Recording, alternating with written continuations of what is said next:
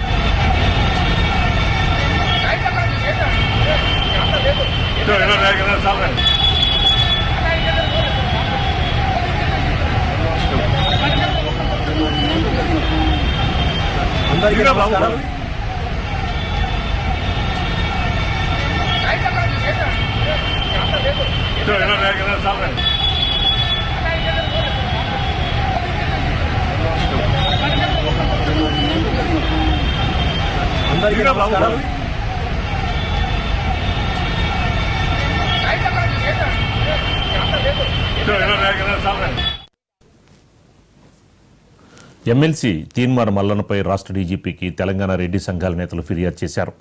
వరంగల్ జరిగిన బీసీ సభలో తీన్మార్ మల్లన్న తీవ్ర పదజాలంతో రెడ్డి కులాన్ని దూషించడంపై ఆగ్రహం వ్యక్తం చేశారు. ఇదే అంశానికి సంబంధించి మరింత సమాచారం మా క్రైమ్ బ్యూరో మధు అందిస్తారు. మధు, కాసేపటి క్రితమే డీజీపీకి కంప్లైంట్ అయితే ఇచ్చారు.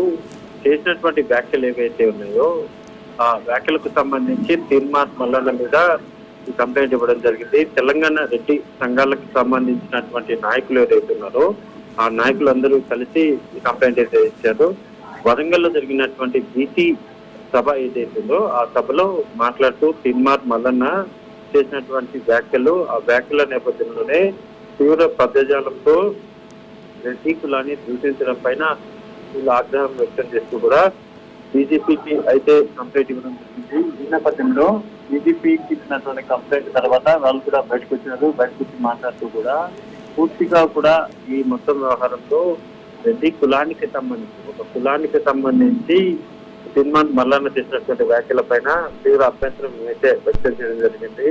ఏదైనా సభలు నిర్వహించుకోవచ్చు, సభలకు సంబంధించి ఏదైనా మాట్లాడుకోవచ్చు, కానీ ఈ విధమైనటువంటి ఒక కులాన్ని టార్గెట్ చేసుకుంటూ తీన్మార్ మల్లన్న తన సొంత ప్రయోజనాల కోసం, సులభం కోసం ఈ విధమైనటువంటి వ్యాఖ్యలు చేశారంటూ కూడా వాళ్ళు ఆగ్రహం వ్యక్తం చేయడం జరిగింది. దీంతో వెంటనే తీన్మార్ మల్లన్న మీద యాక్షన్ తీసుకోవాలంటూ కూడా ఆ కంప్లైంట్లు అయితే పెడుతున్నారు. సో బీజేపీకి ఇచ్చినటువంటి ఫిర్యాదు ఏదైతుందో ఆ ఫిర్యాదు ఆధారంగా కూడా ప్రస్తుతం పోలీసులు ఎటువంటి యాక్షన్ తీసుకోబోతున్నారు అనేది చూడాలి. ఎందుకంటే వరంగల్లో వ్యాఖ్యలు చేసిన నేపథ్యంలోనే ఇక్కడ డీజీపీ ఆఫీస్ లో కంప్లైంట్ ఇచ్చారు కాబట్టి ఇక వరంగల్ కమిషనర్ కార్యాలయానికి, కమిషనరేట్ ఏదైతుందో కమిషనరేట్ కి ఈ కంప్లైంట్ పంపించే అవకాశాలు ఉన్నాయి. వన్స్ వరంగల్ కు కమిషనరేట్ కార్యాలయానికి కంప్లైంట్ వెళ్ళిన తర్వాత అక్కడ ఏదైనా కేసు నమోదు చేయబోతున్నారా అనేది కూడా ఇప్పుడు చూడాల్సినటువంటి విషయం. ఎందుకంటే ఒక కులానికి సంబంధించినటువంటి వివాదాస్పద వ్యాఖ్యలు చేశారు కూడా తెలంగాణ రెడ్డి సంఘం నాయకులు చెప్పినటువంటి నేపథ్యంలోనే